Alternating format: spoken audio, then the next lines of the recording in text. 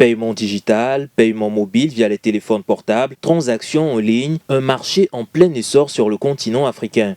Les fintechs ont réussi à révolutionner le quotidien des populations et les banques centrales admettent les nouvelles donnes et s'intéressent de plus en plus aux fintechs.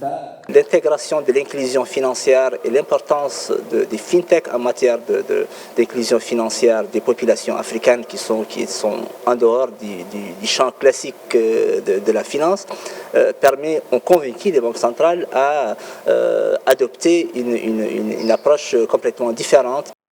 S'il est vrai que ces nouvelles technologies facilitent la vie des populations, leur régulation s'impose avec acuité.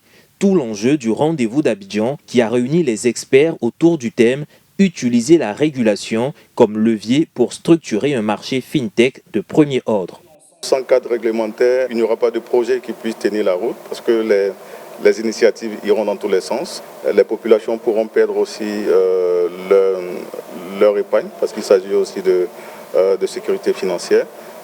Sans cadre réglementaire, on n'aura pas aussi d'investisseurs parce que les investisseurs ne peuvent pas mettre de l'argent dans une activité qui n'est pas régulée.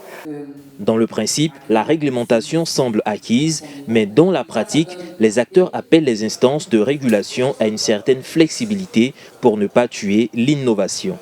Ça encadre un peu plus l'activité des fintech, mais ça veut dire aussi que le régulateur qui est la Banque centrale trouve qu'il faut quelque chose d'important et que bon, il ne faut pas laisser ça aller dans tous les sens. Donc c'est un gage de confiance et ça permettra à d'autres acteurs de leur faire plus confiance et de leur permettre de faire de meilleures choses.